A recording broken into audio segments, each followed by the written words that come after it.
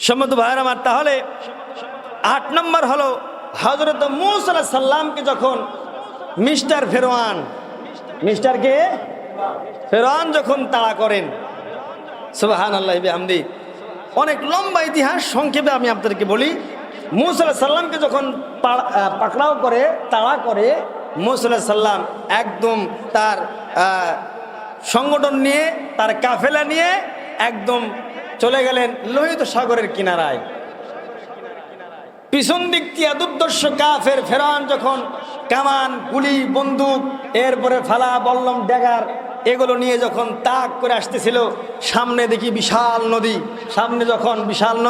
হযরত মূসা আলাইহিস সালাম আল্লাহর কাছে বলেন, আল্লাহ, আমি তো নিরুপায় হয়ে গেলাম, এখন যাব কোথায়? পিছন দিক দিয়ে তাকায় দেখা যায় দুর্দর্শ কাফের ফেরআউন তার সঙ্গ পাঙ্গলি আসতেছে, ঘোড়া দাবড়িয়ে। সামনে ডানে বামে কোনো যাওয়ার জায়গা নাই, সামনে যাব বিশাল নদী, এখন করব কি উপায়?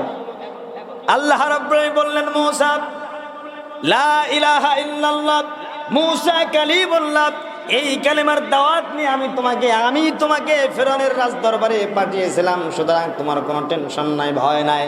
যারা ভয় করার নীতি অবলম্বন করেছে, আমি আল্লাহ রাব্বুল আমিন তাদের উপরে সাহায্য, বিজয় দান করেছি, সুতরাং তোমার কোনো ভয় নাই, টেনশন নাই।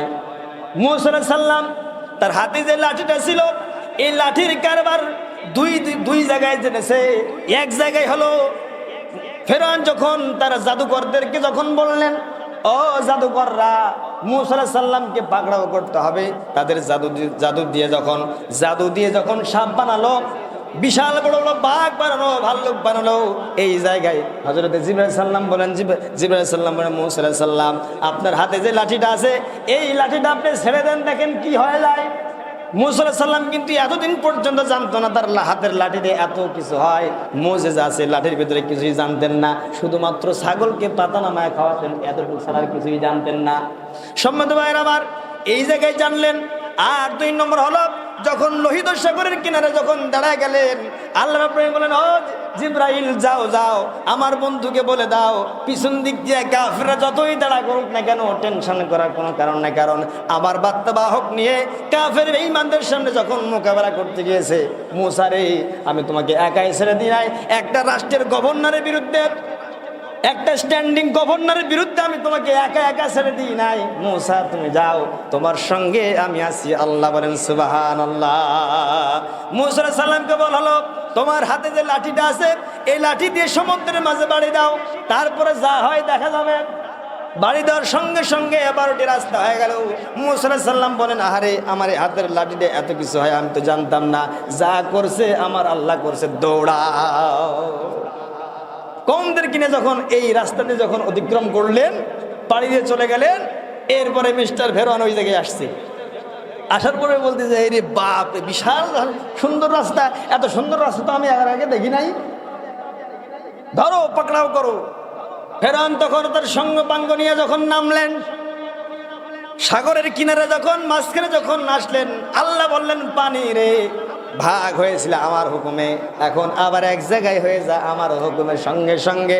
মূসা আলাইহিস সালাম যখন তার সঙ্গ পাঙ্গ এবং তার কাফেলা নিয়ে যখন ওই পারে পাড়ি দিয়ে চলে গেলেন, আর এই জায়গায় ফেরআউন তখন মধ্যস্থলে ছিল, পানিকে বললেন একত্রিত হয়ে যা, পানি একত্রিত হয়ে গেল। এই সময় যখন ফেরআউন সহ তার সঙ্গ পাঙ্গরা যখন পানির মধ্যে ডুবতেছিল, ফেরআউন কিন্তু এই সময় একটা কথা বলেছিল, বলতেছিল, আলা মিনাল মুসলিমিন, আল্লাহ, আমি তো মুসলমানদের অন্তর্ভুক্ত।